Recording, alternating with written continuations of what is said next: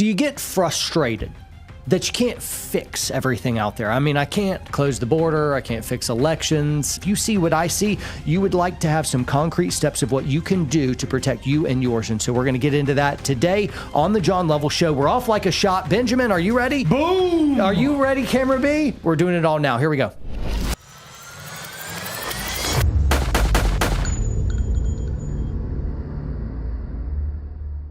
I wanted to single out before we really get into the meat and potatoes is what you're going to glean from this video. There's a certain demographic out there that's going to jump into the comments of every video I put out where we talk about preparation, and they're going to say, you're an alarmist. Why are you fear-mongering? Why do you make people feel unsafe? It's not that bad. And I wanted you to very quickly recognize these people so that you can discount them immediately. The reason why I say that these people go through great pains to ignore very obvious signals going out there. There's writing on the wall, and these people immediately want to look down and pretend it's not there.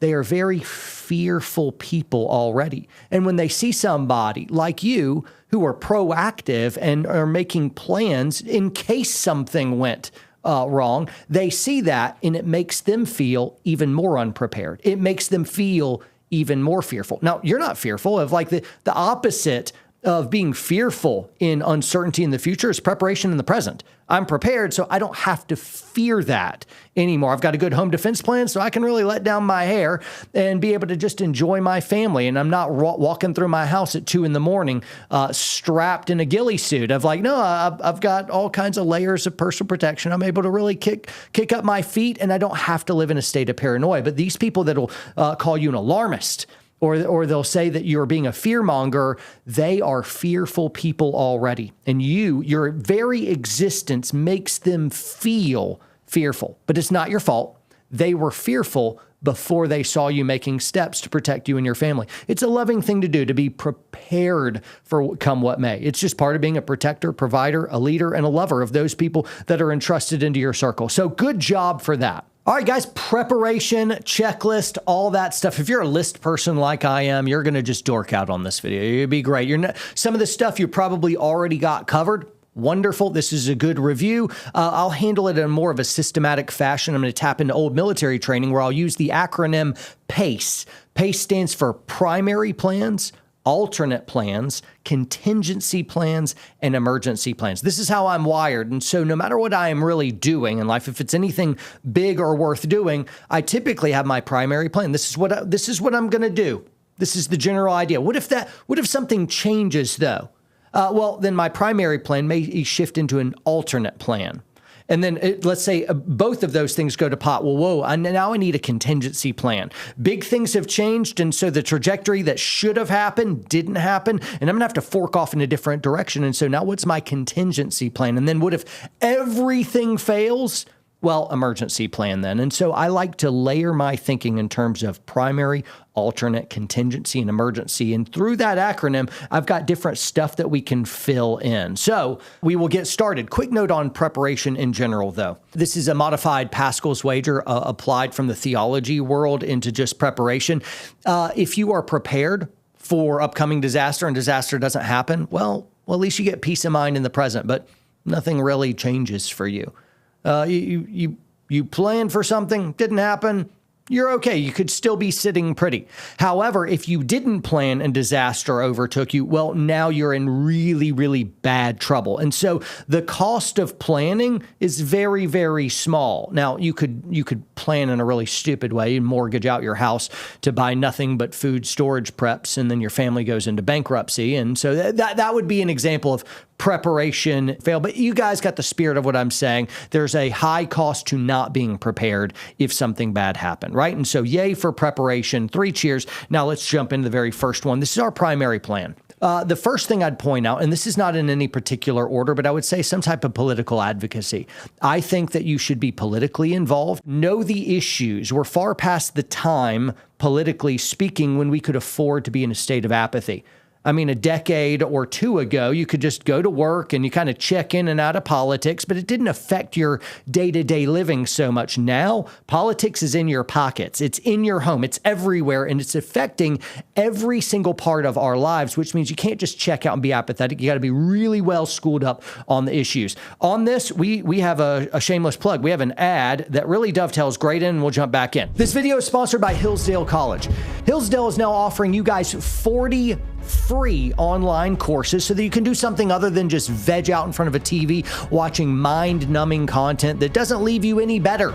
You could still be learning stuff. It's education for the whole family. 40 free courses. You could learn about the works of C.S. Lewis, stories from the book of Genesis, meaning of the U.S. Constitution, rise and fall of the Roman Republic, or the history of the Christian ancient church. For one, I am taking the Great Books 101. That's the ancient to medieval course. You could take that course with me right now. In this course, you're going to look at the most revered authors in Western history. Guys like Homer, Sophocles, Virgil, Augustine, Dante, Chaucer. From the epic poems of antiquity to the romances of the Middle Ages, the classic texts will challenge you to explore their timeless lessons on human nature, the divine, virtue, self-government, and much more. Go right now to hillsdale.edu/WPS. That's hillsdale.edu/WPS to enroll. There's no cost to you, and it's easy to get started. Once again, that's hillsdale.edu/WPS to register. And we're back. I had mentioned political advocacy. The next thing I would say in your primary plan is community integration. I think people in their preparation minds, they get too gear, gun, food centric, and they really miss this piece. And it might be one of the most important pieces. So really hear me on this. Part of your primary plan in times of such dire straits should be community integration. That means you should know who your neighbors are. Make friends with people in your local school or your local co-op. Hang out with people at your church. Become integrated with other people. If things go sideways, you and your wife against the world isn't going to work very long. It'll work for a little while, and then it will not work for a long while. And so you really need very good, trusted relationships integrated in hardcore. Now, under community integration, it's not just playing nice with the people around you and building a community. I would also add under that, getting to know your city councilors, your local sheriff, police and EMS in your neighborhood. It's going to be a lot harder for your local government to come down with an iron fist on you because of all the handed down tyrannical policies that are happening and are going to be happening far more en masse if you're actually known to these people. Yeah, I would love to be on a first name basis with whatever law enforcement is going to be enforcing whatever tyranny is, because what can happen is if you are known to your local sheriff's department and EMS and all this stuff, and you've built relationships with them, then it's going to be far more difficult for them to enforce tyrannical laws against you. What can happen is you can make in your own little area, this is going to work very well in rural America. It's not going to work at all in urban America, but in rural America, you know your sheriff's department, they can thumb their nose at federal government asking them to pass down anti-constitutional laws. And you, in your own little microcosm, if they won't enforce it, then it's not going to happen in your local area. I noticed this during the COVID lockdowns. I lived in a more ruralish area, still neighborhoods and still a downtown area, but because we're here in Georgia, the enforcement wasn't happening very much. And so only in a few little places for a very short amount of time. And what happened is I didn't lose 2 years of my life like a lot of people did in urban areas. You cops out there, will you commit to follow the Constitution even when your bosses don't? All of you are going to have to answer that question, not just in word, but mostly in deed. Tyrants can make whatever laws they want, but ultimately they are successful if you enforce their tyranny. Don't do it. All right, so we're still in our primary plan. I mentioned political advocacy and community integration. Next thing is, let's say you live in a state that's certainly not a free state, or you live in a highly urbanized area and you're like, this isn't going to go well. It's not going well now. Well, I would ask you to consider moving, and that's painful. And so you're going to have 101 reasons why that's very difficult or downright impossible. But I would ask you to be smart and in your primary plan, recognizing you're on borrowed time, on borrowed terrain there, and you're really going to have to get out of there. And so make a plan. A lot of people have been emptying out of major cities. A lot of areas of major cities are vacant. The big cities are failing. Hey, John, let me query that, though. Let's say that you actually have a pretty good community. Would you choose the really decent community that you found in a less than ideal state, or would you move the state even though you had community? Man, I'm going to rank a local community extremely high. So if you got a really good, healthy, vibrant community built up, and you're not, well, if you got a really good community, but you're in a city, in a state that's not free, you got to get out of Dodge. But let's say you're far more rural in a non-free state, but that community is super strong. Would you give pause on that? I'd give pause on that. I'm going to take it on a case-by-case basis there because we need pockets of resistance everywhere, right? Yeah. The last piece I would say for my primary plan, and some of you guys will immediately check out, give me my 30 seconds on this though, because I really think this is probably the best one, and that's prayer. We should be praying for our country. I think that's one of the best things that you can do. If you are a man of faith, then prove it that a God sovereign over all can fix anything. My big question is whether praying God's blessing when really, well, his intention isn't to bless us, it's to judge us, and we're getting the leaders that our populace actually deserves. Bad leaders are a sign of judgment for bad people. And so I don't know. I'm certainly going to be praying blessing for my country in spite of what we actually deserve. And so throwing myself on the mercies of God, I'm going to pray for my country still. That's part of my primary plan. I mean, I believe that God is a lover of how a nation orders itself. Yeah. I believe that God is a God of order, and that praying for right standing political solutions for a people group is a honorable and a holy thing. And I think so too. But what happens when our leaders and the machinations of our supposed ordered government is now hopelessly corrupt? Everything's twisted. Justice is turned back in the public squares, and now he resigns us to the chaos that we're imposing on ourselves. Oh, that's so tough to argue against. But I would say that with Christ, there is always hope in that situation, even for the most right. depraved. But the hope isn't that it'll fix all of our government. You know, the hope is the kingdom that's not of this world. And so the hope is in the incoming spiritual kingdom of God that he's bringing forth right amidst our chaos. And so the promise is that the church will win in the end, in heaven enjoying Jesus forever.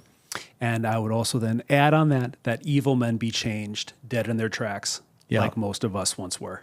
Yeah. If you're an atheist or agnostic and you made it through that, congratulations. I know that was probably tough. John. You had to take a knee, drink some water, face out, and be like, these stupid people. How do you not know? It's all make-believe. It's so much fun. No, I'm aware of where you're coming from because I once came from that place. All right, jumping down to alternate plans. So primary plan is in effect. Alternate, I'm also thinking about of like, okay, what happens if everything in the country is worse, but it's not like emergency worse? In this place, what I want to make sure in the present, because if things don't go according to my primary plan and my alternate plan here, it would be nice if I'm already working to downsize my life. What that means is I want to reduce my bills. I also want to sell sitting assets. So you got 2 jet skis you're really excited about, and they're just kind of rotting in a garage, and you barely ever ride it. Now is a good time to get rid of that. Or a boat. I don't have any of those things. And if I did, I'd immediately be like, I think I should get rid of that stuff. I think thinning out some assets, reducing some clutter, and being able to reduce overhead, whatever you can do to be able to do that. Instead of having your house always at 68 degrees, you should consider 72, and you'll get used to it. But I would try to tighten my belt a little bit more so that I am able to run a little bit leaner. A third thing, an alternate plan, this happens to just be packed full of being able to not have to become a financial slave if things don't go your way. And that's part of the way tyrants rule.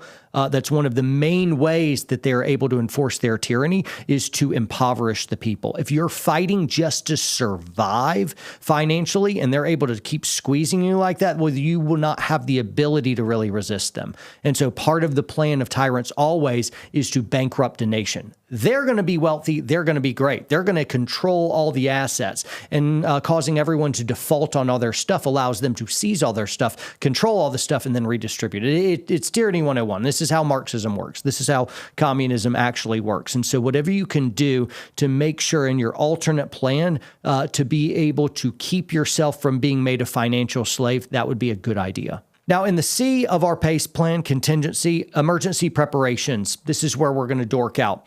I'd like you to have your tools, lots of nails, screws, spare lumber. You have all the gear that you'd want. And this can be like tactical gear. This can be survival gear, whatever. Water filtration. I would like you to have water catchment and water storage, fuel, food, emergency storage food. You can get it we've got the My Patriot Supply. I've got an affiliate that helps me out and it gets you a huge discount as well. Check down below this video for an affiliate link. It's their biggest discount that you can possibly get with My Patriot Supply. I've got like at least a year or two for my family of this stuff. It tastes good. It's, I think, the best thing out there in terms of health, taste, and calories per dollar. When I've done my audit in the past, it is my favorite out of all of it when you factor all that in. So anyway, check that out. I think it's a really, really good thing to have. So in our emergency preparation stuff, I think you should get all that stuff. I'm saving the firearms, ammunition, and stuff for the E category, emergency. Not that it's of forthright importance. It is a fail-safe, as I'll talk to in a moment, but it's not yet time to shoot anyone until we get into the emergency category. Somebody tries to kill you, you get to kill them back. I classify that not as like a contingency. That's an emergency plan. We're in an emergency if we're using guns. And so it's part of the plan. It's a big part. And as I said before, we're working on PACE all at the same time. We're always visiting PACNE. So we're not going through in order. We're kind of sweeping through in layers all the time through all these categories. Now, to continue contingency plan, I think you should cultivate the old and forgotten skills of homesteading. For some of you guys, you live in an area where you're not even allowed to have chickens, for example. Well, you're not going to be able to do a lot there. You've got an HOA that's measuring how long your front yard is. No way they're going to let you have a crowing rooster every morning. So some of you just don't have that place. But if you would cultivate certain skills that made yourself a very desirable person for a homesteader to be able to bring into their fold, well, then that could be a really, really good thing. I know as somebody who has a homestead, the only way I'd be able to keep my homestead in an emergency situation is if I have a whole network of people that are helping me work that area and secure it. And I just don't have room for everyone. I'll be looking for people that bring assets and equipment to the table or have demonstrable skills that have to do with security or even more important, growing food, fixing things, carpenters, welders, doctors, all that stuff of like, man, I need these skills. And so I'd want my arc to be filled with all the things you need and the people that know how to do everything. Last thing we're going to look at is our emergency plan. As a gun guy and as a pro trainer, I'm always thinking about this one. This is where we're talking about firearms, ammunition, and training. I've said this a million times and I didn't coin this, but it's the Indian, not the arrow. And I absolutely believe that's true. It's not good enough to just get ammunition and firearms. You really know how to run that stuff. I would rather have some antiquated firearm in a caliber that isn't ideal with kind of crappy equipment on it. If you had a shooter that was really understood security, they knew how to reconnoiter, take and keep land, that person is going to be worth a lot. Now, what I don't want to do as I'm weighing out all of PACE, my PACE plan, is to do everything in the ammunition and firearms category, but not all the other stuff. And so I like people to properly budget. I don't want you in preparing for a possible emergency in 2 years to create a sincere current emergency for you and your family because you suck at budgeting and you really like ammo. I like ammo too, but you got to be a good protector and provider, leader and lover right now in your family, in this present moment. Don't bankrupt yourself now worrying about a possible emergency later. Make sense? The goal of my life isn't to live as long as I can in comfort and safety with as much stuff as possible. The goal of my life is to stand for what I believe in the most. And so I want to mitigate unnecessary risk while at the same time not compromising my most hardcore calling and values. So this is the conundrum. How do we balance good risk assessment and planning with your convictions in living an impactful life that matters? Right? And I think that's the task of a warrior poet. The last thing I'll say on emergency planning, and I think this is the most difficult to attain, but I think this should be the absolute goal. The best thing you could do for emergency planning, the ideal that you could get to, is to be an off-grid, self-sufficient, paid-off homestead. And you got a whole community around you, people that are able to go in on that. That's the long goal. Now, some of you would roll your eyes and be like, oh, yeah, right. I'm like, well, yeah, maybe that's not attainable. It's not commonly attainable. It can be attainable because people have done it. But that's the direction to work toward, at least. And so I like having the ideal way out in the distance so that you and I can begin working toward the ideal. And it may take a long time, but this keeps us from frivolously being distracted by a bunch of smaller goals when we're actually driving toward the bigger goal. And so if we have a big and ideal goal, now we can craft all of our micro decisions in favor of the maximum. So if the micro buy decision, skill build, or whatever you're working at doesn't work toward the whole, you jettison and you figure out something that can build in that direction. Guys, thanks so much for listening. We got a lot more in this show that you are missing. Our Q and Ambush section, which is questions from you guys, stuff that you want to hear. And also our hot topic section. You're not going to want to miss it. To get the rest of the show, you're going to have to support us. We really appreciate it if you would put skin in the game and help us with this movement. You guys get to choose the winners out there. Woke entertainment companies or guys like us, little guys, we need your support. So if you would go over to watchwpsn.com, that's watchwpsn.com, sign up. You'll get the rest of this show, The John Lovell Show, all of our other shows, and a whole bunch of training classes from me and from other trainers in the industry that we deem amazing and spectacular. It's a fantastic value. Sign up for a year. We'd appreciate it, and we will see you next time, guys.